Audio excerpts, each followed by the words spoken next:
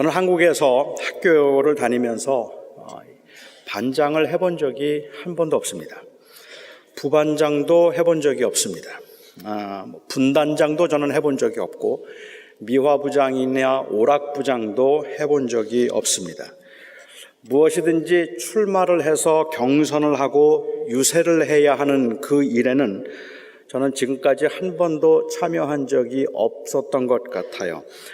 교회에서는 요식 행위로 선거에 참가해서 학생회장도 해보고 청년회장도 해보았지만 제가 진지하게 경선에 참여해서 유세를 했던 것은 신학교에 다닐 때였습니다. 처음 딱 한 번 있는 일이었는데 신학교 기숙사에서 이 식당 부회장을 하면 1년 동안 밥을 공짜로 준다고 해서 제가 부회장 경선에 참여한 것이 딱 한 번 있었던 일입니다. 저는 지금까지 직장에 이력서를 내본 적도 없고 교회에 이력서를 내본 적도 없습니다.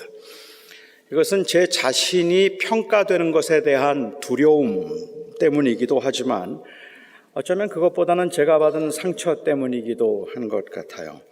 전에도 한번 말씀드렸던 기억이 있는데 제가 초등학교 5학년 때로 기억을 하는데요. 새롭게 반이 편성되고 담임 선생님이 그 학생들의 성격이나 아니면은 그 기질에 대해서 잘 알지 못하는 그 상황에서 이제 학생들의 성적을 보거나 아니면 환경을 보거나 외모를 보고 반장 후보를 입후보 시켰던 적이 있었습니다. 그때부터 저는 제 외모 덕을 좀 본 셈입니다. 그래서 선생님이 저를 반장 후보로 입후보 시켰어요. 마지막 결선까지 올라갔습니다. 그런데 결선에 올랐던 한 학생이 후보자 연설을 하면서 제게는 평생 상처가 되는 말을 했습니다. 그가 말하기를 다리가 아픈 사람은 반장이 돼도 우리 반을 위해서 제대로 일을 할 수가 없습니다 하는 말이었습니다. 그날 저는 반장 선거에 떨어졌습니다. 물론 그 말 때문에 떨어졌다고 말하기는 어렵겠고 그냥 지도자적인 자질이나 학생들에게 인기도 없이 외모 하나만 믿고 나갔다가 떨어진 거니까 할 말은 없습니다. 그런데도 저는 자꾸만 그 말 때문에 떨어진 것 같아요. 그 친구가 그렇게 말하는 바람에 아이들이 저를 찍어주지 않은 것 같습니다. 감사하게도 저는 그때 그 학생의 얼굴이 기억나지 않고요. 그 학생의 이름도 기억나지 않습니다. 성이 이씨였던 것만 기억이 나요. 제 나이 또래 이 황금 개띠 중에 이씨성을 가지고 초등학교 5학년 때 반장했던 분들은 회개하시기 바랍니다. 농담입니다. 다 잊었습니다. 그 친구의 말이 틀리지 않더라도 맞는 말이잖아요. 그런데 틀리지 않는 말이라도 저에게는 아주 오랫동안 치유되지 않는 상처가 되는 말이었음에 틀림이 없습니다. 우리 모두가 다 아는 것처럼 이 말의 위력은 굉장히 위대합니다. 우리가 생각하는 것보다 훨씬 더 위대합니다.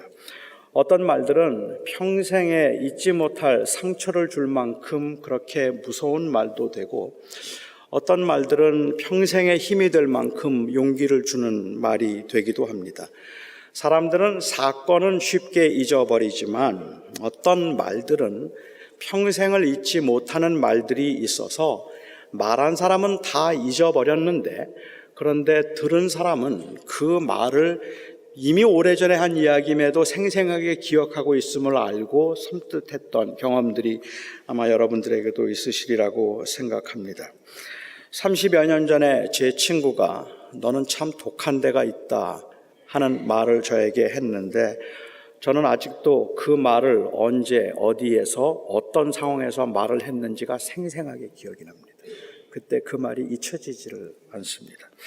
제가 신학교에 다닐 때 저희 신학교 선배 중에 한 사람이 너는 집중력이 참 좋다라는 그 말을 때문에 아직도 저는 사람들에게 제가 집중력이 있다는 말은 좀 듣습니다라고 그렇게 저를 소개하고 집중력은 자신이 있다는 생각을 아직도 하면서 살아가고 있습니다. 제가 집중력이 좋다는 말을 들었던 것은 신학교 다닐 때 한 번뿐이었습니다. 그 이후에는 아무에게도 들은 적이 없음에도 불구하고, 그럼에도 불구하고 그때 그 말이 저에게 여전히 남아 있어서 내가 집중력이 좋지 하는 생각을 하고, 집중력이 좋다는 말을 좀 들으면서 듣는다는, 그러고 저를 소개하기도 합니다. 말의 위력이 이렇게 크기 때문에 아무리 맞는 말이고, 그리고 아무리 필요한 말이라고 하더라도 다른 사람들에게 충고하는 일은 항상 망설여집니다. 그 말이 정말로 유익한 말이 될지 아니면 깊은 상처가 될지를 알지 못하기 때문이기도 하고, 특히 가까운 사람들에게 하는 이 말이 얼마나 위력이 있는 말인지 알기 때문에 그렇기도 합니다. 바른 말이고 위하는 말이라서 한 말이라 할지라도 그 말 한마디에 평생의 우정이 원수로 바뀌는 경우들도 우리는 허다하게 많이 경험하기 때문에 다른 사람들에게 바른 말이라 할지라도 말을 하는 것은 항상 조심스럽고 두렵습니다.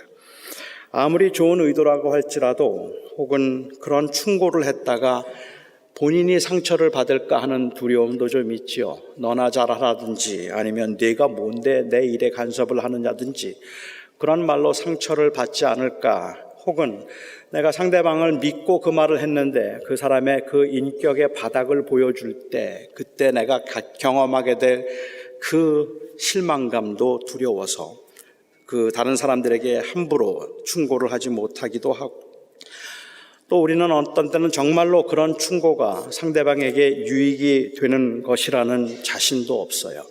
그게 정말 유익할까라는 자신도 없고, 혹은 상황을 잘 알지 못해서 그냥 저의 주관적인 판단으로 상대방을 어렵게 할 수 있지 않을까 하는 의문도 생기기 때문에 남들에게 어려운 말, 충고, 그리고 직언을 하는 것은 정말 힘듭니다. 바울도 그랬습니다.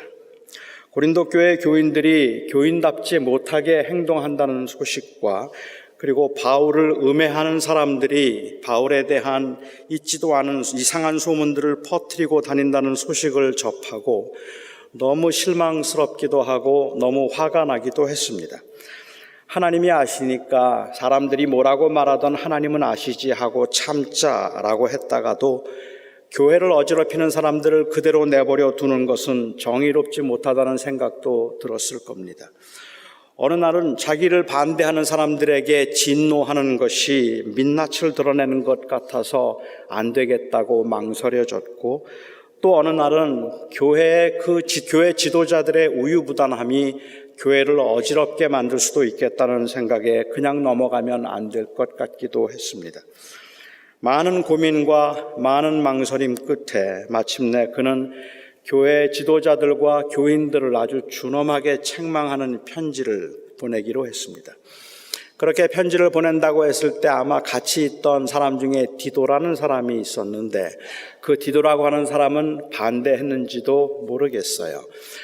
그는 오히려 그 자기의 선생인 바울에 대해서 있지도 않은 이야기들을 하고 소문이 퍼지고 교인들이 바울을 반대하고 바울을 핍박하고 바울이 전한 복음이 가짜니 진짜니 하는 이야기들을 하고 있다는 것에 화가 치밀어서 견딜 수 없었는지도 모릅니다.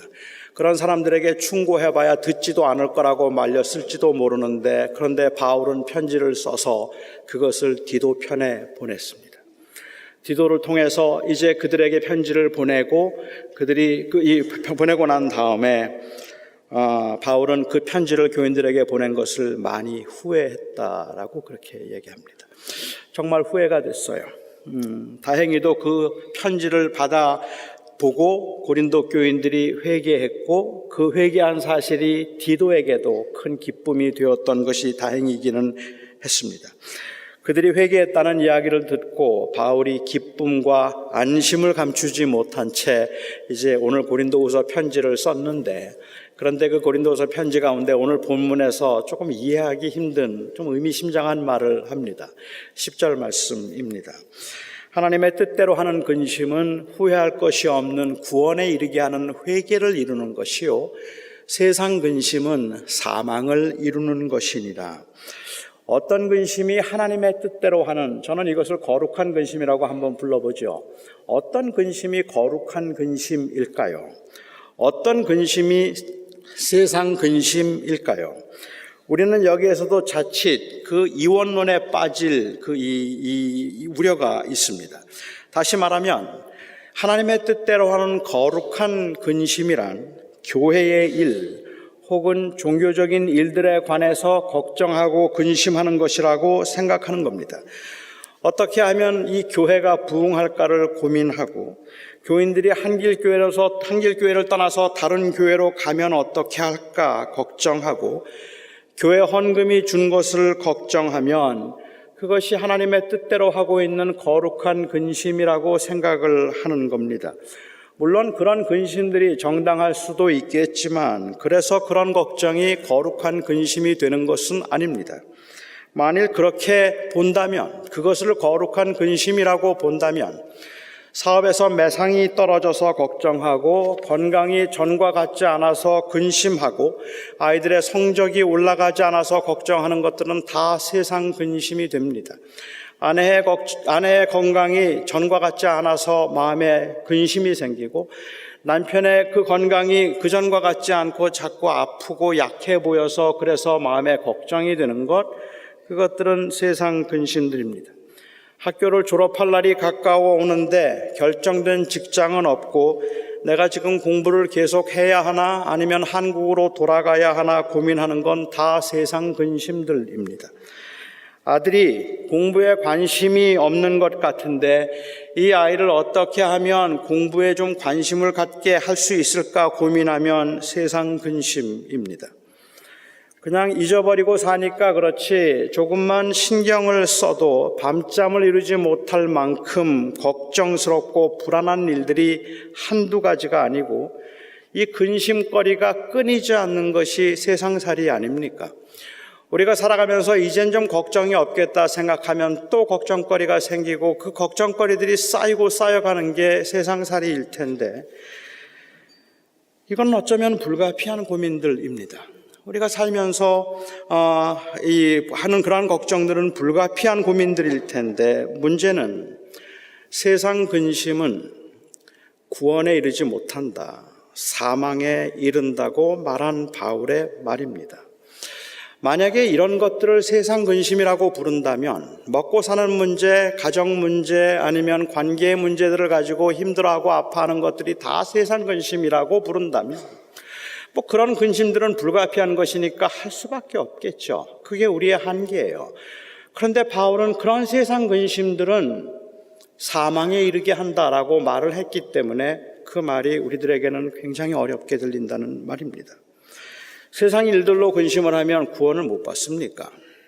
하나님의 뜻대로 하는 걱정은 구원에 이르는데 세상 근심은 사망에 이른다면 도대체 하나님의 사람들에게서 기대하는 모습은 어떤 모습입니까? 이 세상을 살아가면서 어떻게 살아가는 모습이 하나님 보시기에 옳은 모습이냐는 말입니다. 이미 여러분들도 짐작하시겠지만 바울은 이런 이원론적인 입장에서 이 세상에서 살면서 가지게 되는 모든 염려나 근심들이 다 세상 근심이라고 말하고 있는 것은 아닙니다. 사람들의 근심은 대체로 책임감과 삶에 대한 애착에서부터 비롯된 것이라고 저는 생각합니다. 물론 쓸데없는 기우들도 많이 있어요. 제가 걱정하는 그 기우들, 전에도 한번 말씀드렸지만 저는 신방을 가도 웨스트 쪽으로는 잘 안 가거든요. LA에서도 이스트 쪽으로만 주로 신방을 하고 웨스트 쪽으로는 잘 안 가는데 제가 웨스트 쪽으로 신방을 가거나 잘 안 다니는 이유 중에 하나는 혹시 그곳에 갔다가 할리우드에 있는 감독에게 제가 또 이 눈에 들어서 영화 찍자고 할까봐 나는 목회를 해야 되는데 그 영화 찍자고 할까봐 제가 안 간다. 이러면 이런 것들을 우리는 절대로 일어나지 않을 일들에 대한 걱정이기 때문에 기우라고 부르죠. 일어나지 않을 일들에 대한 걱정. 세상에는 사람들이 일어나지 않을 일들에 대해서 절대로 일어날 수 없는 일들에 대해서 걱정하는 것들도 물론 있겠지만 저와 여러분이 살면서 걱정하고 있는 대부분의 걱정들은 전부가 다 책임감에서 비롯된 것이고 그 삶에 대한 애착에서 비롯된 것들이라는 말입니다. 그렇기 때문에 아무 근심 없는 듯이 살아가는 그것은 믿음이 좋은 모습이 아니라 게으른 모습이에요. 그거는 태만한 모습입니다. 어떻게 가족의 건강을 염려하지 않을 수 있습니까? 어떻게 자식의 장래를 걱정하지 않을 수 있고 어떻게 생계의 수단을 근심하지 않을 수 있겠느냐는 말입니다. 물론 근심하고 걱정한다고 문제가 해결되지 않는다는 것은 우리도 잘 알고 있지만 걱정하지 않고 살 수는 없습니다. 그게 인간이에요. 그런 걱정이 하나님을 더 의지하도록 만들 수 있으니까 너는 근심 중에 더 하나님을 의지하라고 말했다면 이해를 하겠는데, 그런데 이런 걱정들은 사망에 이르는 것이라고 말을 했다면 그건 이해가 되지 않습니다. 바울은 우리가 살아가면서 경험하는 그 삶에서의 한계와 부족으로 인한 걱정을 사망에 이르는 근심이라고 말하지 않습니다. 바울은 세상에 살면서 우리가 먹고 사는 일에 관심을 갖는 것 자체가 죄가 된다고 말하지 않습니다. 특히 지금까지 제가 설명드렸던 그 고린도 교회의 정황이나 문맥을 볼 때 바울이 하고 싶었던 말은 이 세상을 살면서 감당해야 될 책임이 마치 복음 중심적인 삶과는 무관한 것처럼 오직 교회와 전도만을 위해서 열심을 내는 것이 그리스도인들의 바른 모습이라고 그렇게 이원화시키고 있는 것이 아님을 우리는 아주 잘 알 수 있습니다. 그러면 뭡니까? 바울은 지금 세상 근심은 사망에 이른다고 말할 때 이 세상 근심이란 무엇을 말하는 겁니까? 바울의 상황을 조금 더 극화시켜서 보면 저는 이 바울의 의도를 쉽게 알 수 있지 않을까 싶어서 제가 이 바울의 상황을 조금 스토리로 만들어서 좀 드라마로 한번 만들어서 소개를 하면 어떨까 싶었습니다. 제가 이야기를 하나 만들어 보았습니다. 예를 들면 그러니까 이런 겁니다. 교회에 문제가 많다는 이야기를 듣고 그 고린도 교회의 목사에게 이제 바울이 편지를 보낸 겁니다. 그런데 이 고린도 교회 목사는 바울이 전부터 잘 알고 있던 사람이고 그리고 바울과 함께 동역을 했던 사람이었다고 가정을 해보죠. 아주 가깝게 지내던 동역자였는데 그런데 그 교회가 굉장히 어려워졌다는 소식을 들었어요. 이렇게 편지를 보냈습니다. 고린도 교회에 분쟁이 있고 그 교회가 죄와의 타협이 묵인되고 있다는 소식을 내가 들었는데 당신이 교회의 책임자로서 어떻게 그런 일들을 묵과할 수 있습니까? 나는 당신이 정말 교회의 주인은 그리스도라 생각하는 충성스러운 종인 줄 알았는데 혹 너무 비겁하거나 아니면 교회의 성장에만 너무 마음이 빼앗겨서 초심을 잃은 것은 아닐까 의심스럽습니다. 당신이 사꾼이 아니라 진정한 목자임을 다시 한번 보여주시기 바랍니다. 현재로서는 당신의 진의가 무엇인지, 교회가 그 지경이 되도록 왜 방관만 하고 있는지 알 길이 없어서 답답할 뿐입니다. 당신과 나는 오직 그리스도의 영광과 교회의 유익을 위해서 헌신된 그리스도의 종임을 기억하시기 바랍니다. 고린도 교회의 목회자로서 바울에게 이 편지를 받았다면 그때 그 심정이 어떤 심정이었을까요? 저는 이런 편지를 받고 기분이 좋을 사람은 아무도 없을 것이라고 생각합니다. 아무리 바울을 존경해도 불쾌했을 겁니다. 섭섭했을지도 모릅니다. 이곳 사정을 잘 알지도 못하면서 어떻게 그렇게 쉽게 판단하고 나한테 회개하라고 말하는지 모르겠다고 생각했을 겁니다. 아니 어쩌면 실제로 자신의 무능과 소심함이 만천하에 드러나는 것 같아서 부끄러워서 견딜 수 없었을 겁니다. None of your business, mind your own business라고 말해주고 싶은 충동도 느꼈을 겁니다. 얼마 동안 그랬을 겁니다. 너무 속이 상하고 화가 나서 잠도 잘 수가 없고 입맛도 없었을 것입니다. 그것이 바울이 말하고 있는 근심입니다. 바울은 사랑하는 사람이 자기의 편지 때문에 그렇게 잠도 자지 못하고 입맛도 잃어버린 채 그냥 그렇게 노심초사하고 근심하고 걱정하게 한 것을 후회했다고 말했습니다. 그리고 그 목회자는 그 편지의 내용을 가지고 하나님 앞에 정직하게 섰습니다. 태만했던 것도 인정하고 소심했던 것도 인정하고 하나님 나라보다는 개인의 평안을 추구했던 것도 인정했습니다. 여러분 아시는 것처럼 이 일은 목회자에게도 일반 교인들에게도 우리가 말하는 것처럼 그렇게 쉬운 일은 결코 아닙니다. 그런데 이 고린도 교회 목회자가 그것을 인정했습니다. 바울의 말이 맞았습니다. 처음에 자기가 가지고 있었던 그 복음의 열정이 변질된 것이었습니다. 담대해지기보다는 오히려 소심해지고 교인들로부터의 인정을 하나님으로부터의 인정보다 더 중요하게 생각했습니다. 가난하고 힘들고 어렵게 목회를 할 때에는 교인 한 사람 한 사람이 소중해서 그 사람들을 생명처럼 그렇게 다루었는데 교회가 커지고 어느 정도 자리를 잡고 난 다음부터는 그 누림에 익숙해지기 시작하면서 그 사람들의 그 이 불편함이나 아니면 사람들의 아픔에는 아랑곳하지 않고 그냥 자기는 자기의 자리에서 명예와 권세를 누리고 있었습니다. 교회가 꾸준히 성장해 가는 게 좋아서 그만 중심을 잃어버렸던 것입니다. 바울의 편지를 받고 너무 당황해서 몇 날 며칠 동안을 잠을 이룰 수 없을 만큼이나 괴로웠고 근심이 컸지만 하나님 앞에서 변해 있는 자신의 모습을 보고 발견하고 인정하지 않을 수 없었고 그래서 회개했습니다. 이것이 하나님의 뜻대로 하는 근심입니다. 그래서 그가 진정으로 하나님 앞에 잘못한 것을 인정할 수 있으면 하나님의 뜻대로 하는 근심, 회개를 가능케 한 근심입니다. 그런데 그 반대의 반응을 보였다면 어떨까요? 너무 기분이 나빴습니다. 자존심이 상해서 견딜 수가 없었습니다. 자기가 뭔데 이렇게 심한 말을 하는 겁니까? 교회를 개척했다고 하더라도 자기가 개척한 교회라고 하더라도 이제 떠났으면 신경을 끄고 선교나 열심히 하면 됐지 왜 잘난 척을 하는 겁니까?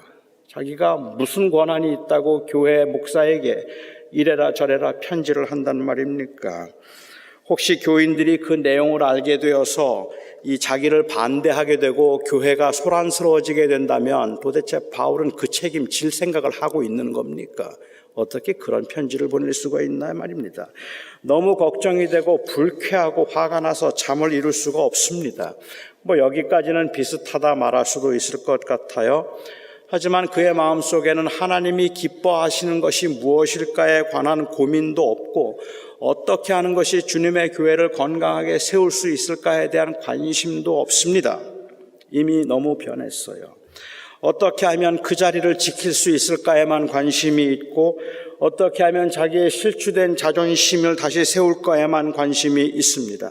물론 마음에 찔림이 있죠. 물론 자신이 변한 것 같다는 생각도 들기는 하지만 온통 탐심으로 가득 차서 자기의 자리를 잃는 것이 더 두렵고 자신의 허물을 감춤으로 위기를 모면하고자 하는 것이 더 시급해서 어떻게 하면 이걸 감추고 자기 자리를 지킬 수 있을까만 궁리를 했습니다.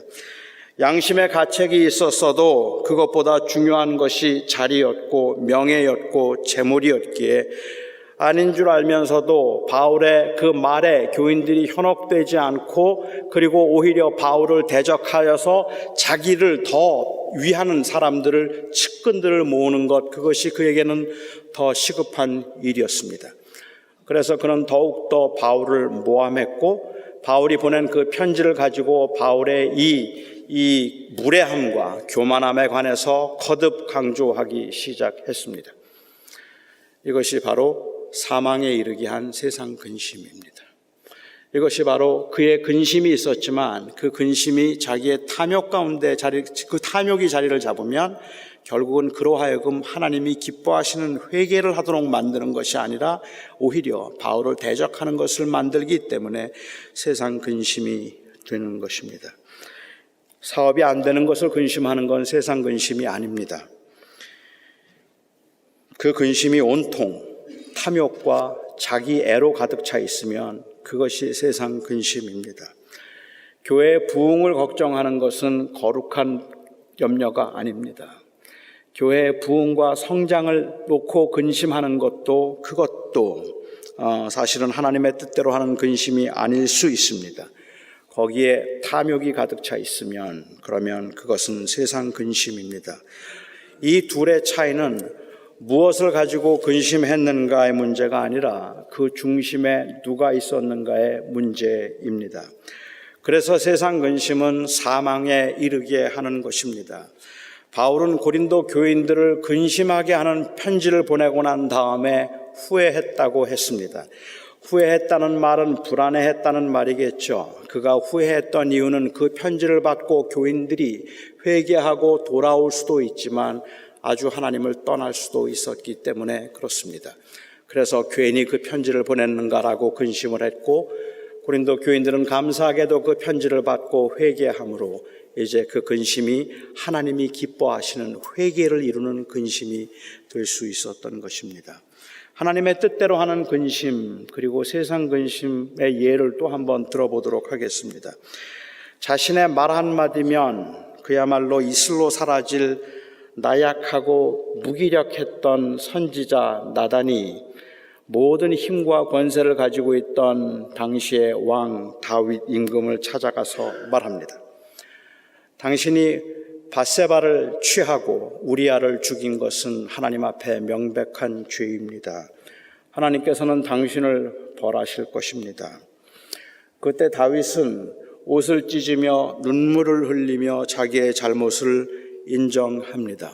사실 나단이 그를 찾아갔을 때는 이미 벌써 밧세바를 통하여서 아이가 태어나고 난 후였다고 우리는 보기 때문에 바울은 아마도 그렇게 밧세바를 취하고 우리아를 죽이고 난 후에 그 아이가 태어날 때까지 적어도 9개월에서 혹은 1년 가까이 마음에 근심을 했을 겁니다.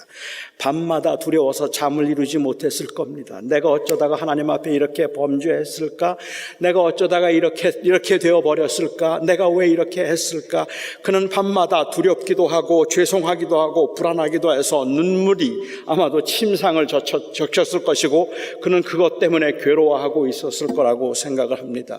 그런데 어떻게 알게 되었는지 나단이 알았어요. 나단이 찾아와서 당신이 범죄했습니다라고 말하고, 그리고 그를 책망합니다. 왜 나단만 알았겠습니까? 그 주변에 있는 사람들 중에, 측근에 있는 사람 중에 다윗이 범죄한 거 모르는 사람이 누가 있단 말입니까? 그런데 아무도 말을 하지 못하고 다윗은 혼자 그렇게 힘들어하고 근심하던 중에 하나님께서 나단을 보내셔서 나단으로 하여금 그의 잘못을 인정하게 하시고 그의 잘못을 지적하고 하나님이 책망하셨습니다. 그때 다윗은 자기의 권력을 가지고 그동안 했던 근심은 발각될까봐, 드러날까봐 근심했는데 나단이 이것을 알고 있다는 사실을 알고, 그리고 자기의 권위에 도전한다는 생각으로 화가 나서 나단을 죽여버렸으면 그의 근심은 세상 근심이 되는 겁니다. 하지만 그가 그 말을 듣고 하나님 앞에 옷을 찢으며 가슴을 찢고 하나님 앞에 회개합니다. 내가 범죄했습니다. 내가 하나님 앞에 범죄했습니다. 그리고 하나님 앞에 다시 돌아오게 되면 그동안의 그 근심은 그로 하여금 하나님의 뜻대로 하는 회개를 이루는 근심이 된다는 말입니다. 다윗이 자기가 사위였던 다윗을 죽이려고 시기를 하는 그 모습을 보면서 이를 안타깝게 생각했던 사울의 아들 요나단이 아버지를 찾아가서 조심스럽게 간청과 직언을 합니다. 다윗이 잘못한 게 없는데 아버지 왜 다윗을 죽이려고 합니까? 다윗에게 좀 잘해 주십시오.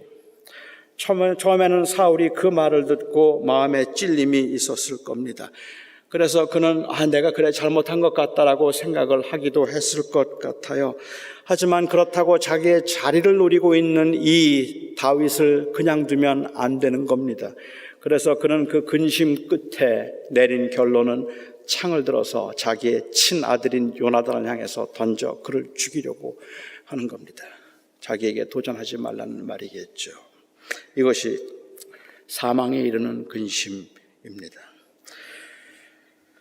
여러분도 누가 여러분에 관해서 말을 하면, 없는 말을 하면 괜히 화가 나고 자존심이 상해서 잠이 안 오죠.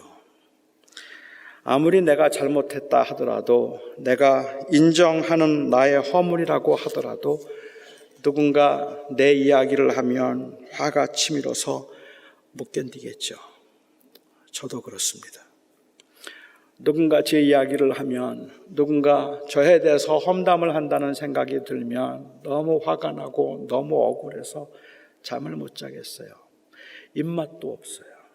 여러분, 제가 입맛이 없다는 건 심각한 문제인 겁니다. 입맛도 없어요.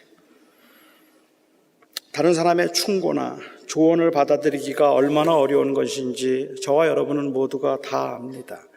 바울도 잘 알았습니다. 그렇기 때문에 바울은 그것을 근심이라고 불렀습니다. 아픈 말, 충고를 들으면 누구나 근심합니다. 누구나 잠을 못 잡니다. 그 말이 마음에 박혀서 너무 가슴이 아파합니다. 어느 때는 너무 억울하고 어느 때는 너무 섭섭합니다. 누구나 그래요. 누구나 그래요. 다 힘들어요. 그런데 그 다음이 문제입니다. 그 말, 그 일을 마음에 담아서 앙심을 품으면 그건 하나님이 기뻐하시지 않는 세상 근심이 되는 겁니다. 근심의 시간이 필요하기는 하지만 그 근심이 하나님의 뜻대로 하는 근심이 될 때 오히려 우리는 우리의 허물을 보게 되고 회개도 가능해지고 더 잘해야겠다는 결심도 서게 되는 법입니다. 누가 이런 하나님의 뜻대로 하는 근심을 할 수 있을까요? 누구에게 이런 거룩한 근심이 가능할까요? 사람이 철저하게 자기 중심적일 때는 후회와 회개도 결국은 자기의 유익을 위한 것이고 때로는 그 회개조차도 자기의 own benefit이거나 아니면 그냥 쇼오프를 하기 위해서 하는 경우들이 많아서 진실하지 못해요. 하나님의 뜻대로 하는 근심이 가능한 사람은 저는 진심으로 그리스도를 주라고 고백하고 옛사람을 십자가에 못 박은 사람입니다. 옛사람을 십자가에 못 박아도 근심이 생깁니다. 화도 침입니다. 그렇지만 그 마음속에 주님이 원하시는 일을 하고 싶은 마음이 있어요. 주님이 원하시는 일을 해야겠다는 거룩한 부담이 있다는 말입니다. 그 회개가 진실한 회개겠죠. 마음속에는 온통 명예, 출세, 그리고 성공으로 가득 차 있어서 교회를 걱정하고 선교를 걱정한다면 아무리 교회와 선교를 걱정해도 그 마음에 품고 있는 그 명예와 욕심 때문에 그건 세상 근심이지 거룩한 근심이 아닙니다. 이 근심이 진정으로 회개를 가능하게 만들 때는 내가 주를 위해서 살고 싶습니다라는 그 고백이 진실한 고백으로 마음의 중심에 살아있을 때입니다. 바로 이런 근심이 있을 때 우리의 회개에는 두려움이 있고 간절함이 있고 죄로 인한 분함이 있고 구차해 보여도 변명하고 싶은 마음도 생깁니다. 그때는 우리가 진심으로 주님의 제자로 살고 싶을 때입니다. 제자가 아닌 주인으로 살고 싶을 때 모든 분함, 변명, 두려움, 사모함, 열심 이것들은 다 결국 세상 근심이 되고 맙니다. 그래서 우리는 오늘도 또 확인을 해야 하는 겁니다. 근심은 불가피하겠지만 탐욕으로 근심하지 않고 거룩함으로 근심하고 싶습니다. 자기의 유익과 편리를 위해서 근심하지 않고 하나님의 원하심을 따라 살고 싶은 간절한 마음으로 근심하고 싶습니다. 예수 그리스도의 이 십자가의 은혜 때문에 우리는 그리 길지 않은 우리의 인생을 주인이 아닌 제자로 살아내고 싶은 겁니다. 목회를 하면서 목회를 하고 있기 때문에 제가 하고 있는 모든 근심과 걱정들은 다 거룩한 근심이고 다 하나님의 뜻대로 하는 근심일까? 압니다. 물론 저의 근심의 대부분은 어떻게 하면 교회가 조금 더 성장할까? 조금 더 안정될 수 있을까? 어떻게 하면 교인들이 조금 더 좋은 그런 환경에서 신앙생활을 할 수 있을까 하는 것들에 대한 근심이 대부분이지만 그렇게 근심하게 만드는 그 중심에 저의 교만이 있고 저의 명예가 있고 저의 편안함이 있고 저의 안락함이 있습니다. 이게 주님이 기뻐하시는 일일까라는 생각보다 이게 내가 인정받는 일일까 하는 그 마음이 훨씬 더 크기 때문에 주님이 기뻐하시는 일이라도 내가 인정을 받지 못한다고 생각하면 그 다음부터는 그 자리가 싫어집니다. 그 다음부터는 그 자리에 있고 싶지도 않고 그 일도 하고 싶어지지 않습니다.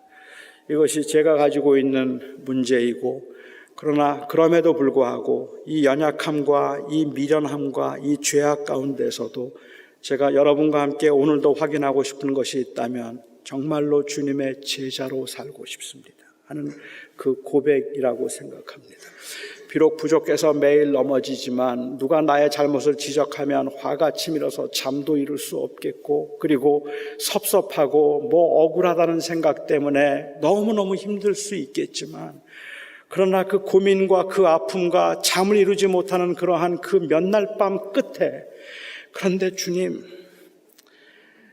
주님이 기뻐하시는 대로 하고 싶습니다.